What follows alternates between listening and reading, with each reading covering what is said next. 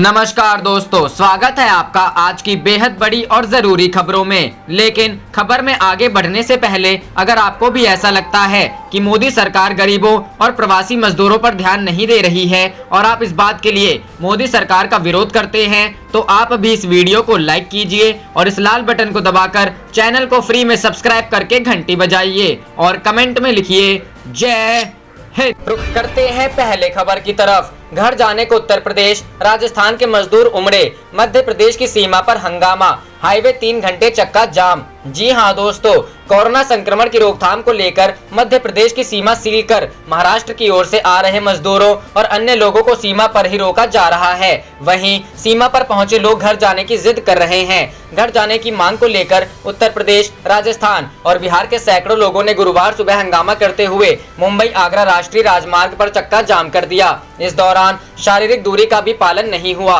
Police द्वारा समझाइश दिए जाने के बाद भी लोग घर जाने की मांग पर अड़े रहे। चक्का जाम किए जाने से मध्य प्रदेश और महाराष्ट्र सीमा में वाहनों की लंबी कतारें लग गई थी। सूचना पर कलेक्टर अमित तोमर, एसपी डियोर तेनीवार व एसडीएम घनश्याम धनगर पहुंचे। करीब 3 घंटे चले हंगामे के बाद प्रशासन द्वारा लोगों की स्क्रीनिंग कर ई पास बनाकर जाने दिया गया। 1600 मजदूरों के लिए 20 घंटे बाद उत्तर प्रदेश पुलिस ने किया बसों का इंतजाम। वहीं महाराष्ट्र, गुजरात राज्यों से आए करीब 1600 मजदूरों को बुधवार देर शाम मध्य प्रदेश और उत्तर प्रदेश की सीमा पर दतिया के जोहरिया गांव में उत्तर प्रदेश पुलिस ने रोक लिया। भूखे प्यासे मजदूरों के लिए 20 घंटे बाद बसों का इंतजाम हो सका और स्वास्थ्य परीक्षण के बाद उन्हें उत्तर प्रदेश के लिए रवाना किया गया।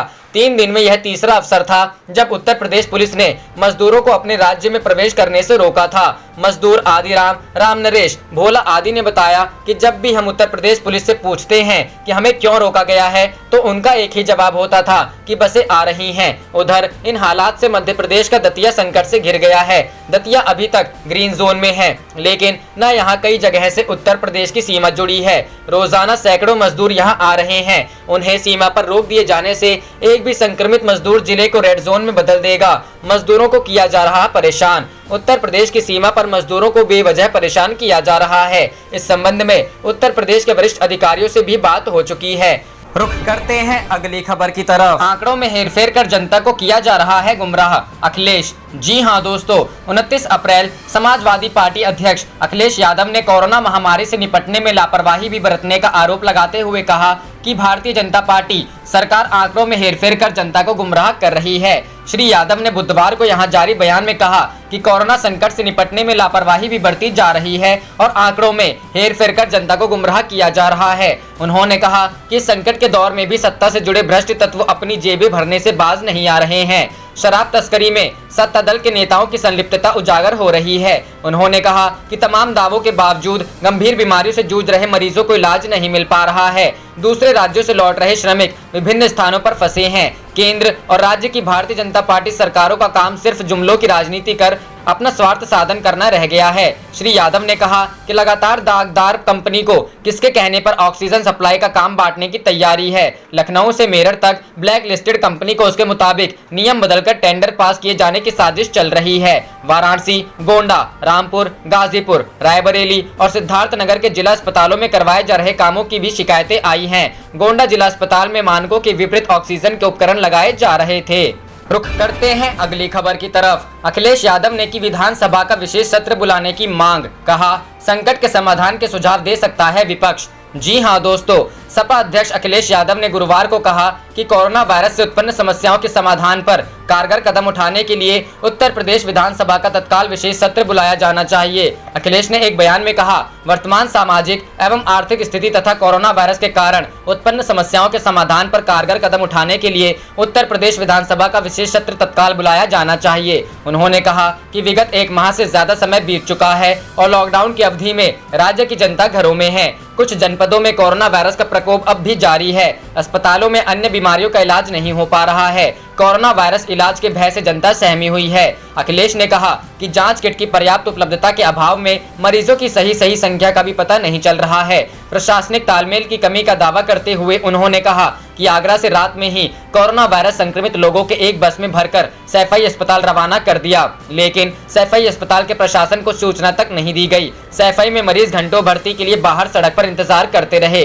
सपा अध्यक्ष ने अपने बयान में कहा, कोरोना वायरस के खिलाफ लड़ाई लंबी चलने वाली है। अभी तक राज्य सरकार केवल अधिकारियों के भरोसे है। विपक्ष संकट के समाधान में ऐसे सुझाव दे सकता है जिससे प्रभावी नियंत्रण होने में आसानी हो। इसके लिए विधानसभा का विशेष सत्र बुलाने में दिक्कत नहीं हो सकती, क्योंकि इससे पहले भी पिछले साल 3 अक्टूबर को राष्ट्र संघ के विकास लक्ष्यों पर और 26 नवंबर को संविधान दिवस पर विशेष अधिवेशन बुलाए जा चुके हैं। उन्होंने प्रदेश के मुख्यमंत्री योगी आदित्यनाथ से सवाल किया कि क्या उनका लोकतांत्रिक व्यवस्था में विश्वास नहीं है, उनका नौकरशाही पर पूर्ण भरोसा ठीक नहीं है। लॉकडाउन की लंबी अवधि में जनता की तकलीफें बढ़ी है, किसान पर बेमौसम बरसात और ओलावृष्टि की बीमार पड़ी है, उसकी फसल को खरीद के लिए क्रय केंद्र नहीं खुले हैं। उन्होंने कहा कि दूसरे प्रांतों से पलायन कर बड़ी संख्या में श्रमिक आए हुए हैं, उद्योग धंधे बंद होने से बेरोजगारी बढ़ गई है। अभी तक लाखों श्रमिक एवं छात्र दूसरे राज्यों में फंसे हुए हैं। कानून व्यवस्था की स्थिति गंभीर है, रोजी रोटी के अभाव में हालात बिगड़ने की आशंका है।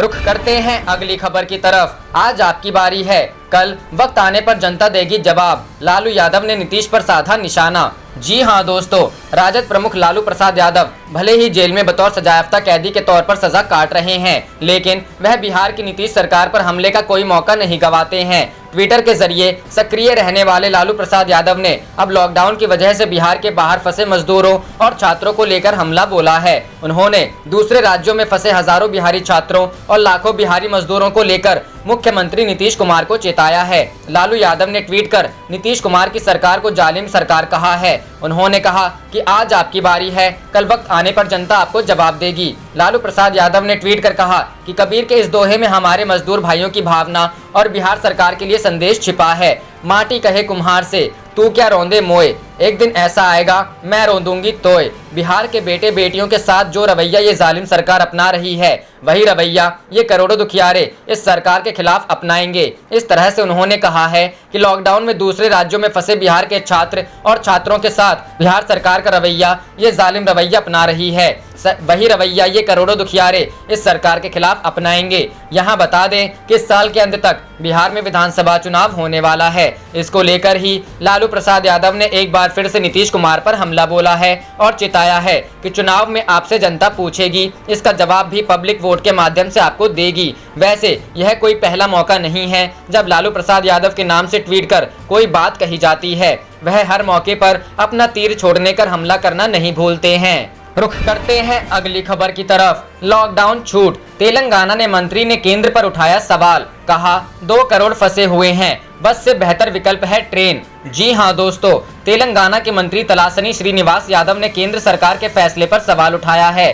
केंद्र सरकार ने 29 अप्रैल को आदेश में विभिन्न राज्यों में फंसे छात्रों और मजदूरों को बसों वापस लाने के लिए निर्देश दिए हैं। तेलंगाना के मंत्री ने कहा है कि कोरोना वायरस लॉकडाउन की वजह से विभिन्न राज्यों में 2 करोड़ लोग फंसे हुए हैं। केंद्र सरकार का दिशा निर्देश सही नहीं है। इस गर्मी में लोग बसों में 3 से 4 दिन कैसे यात्रा कर सकते हैं। बस से बेहतर परिवहन का साधन ट्रेन है। इससे पहले कोरोना लॉकडाउन के दौरान देश भर में फंसे लाखों लोगों को सरकार ने राहत दी है। गृह मंत्रालय के ताज़ा आदेश के बाद अब अन्य राज्य में फंसे मजदूर, विद्यार्थी, तीर्थयात्री और पर्यटक जल्द ही अपने गंतव्य तक पहुंच सकेंगे। राजस्थान के कोचिंग हब कोटा में फंसे महाराष्ट्र तथा उत्तर प्रदेश के विद्यार्थियों को विशेष बस से अपने अपने राज्य में वापस लाने को लेकर केंद्र सरकार और राज्य सरकारों के बीच बहस होने लगी थी। बहरहाल गृह मंत्रालय ने राज्यों को फंसे लोगों को लाने और ले जाने की व्यवस्था के लिए सीमित पाबंदियों के साथ गाइडलाइंस जारी किया है। रुख करते हैं अगली खबर की तरफ। लॉकडाउन, इंटरनेट टेलीफोन बिल माफ करने की मांग, दिल्ली हाईकोर्ट में याचिका दायर।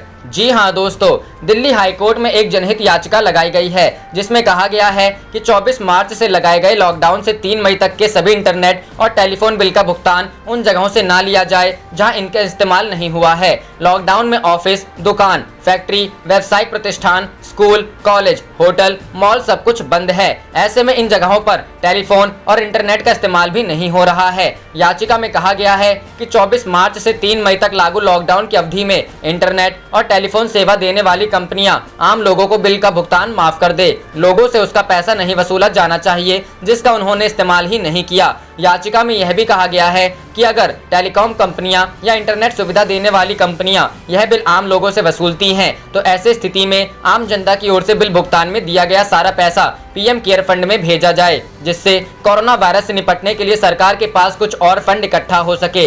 हाईकोर्ट में याचिका एसके शर्मा ने लगाई गई है। बतौर वकील इस मामले में अमित साहनी पेश होंगे। दिल्ली हाईकोर्ट शुक्रवार को इस जनहित याचिका पर सुनवाई कर सकता है।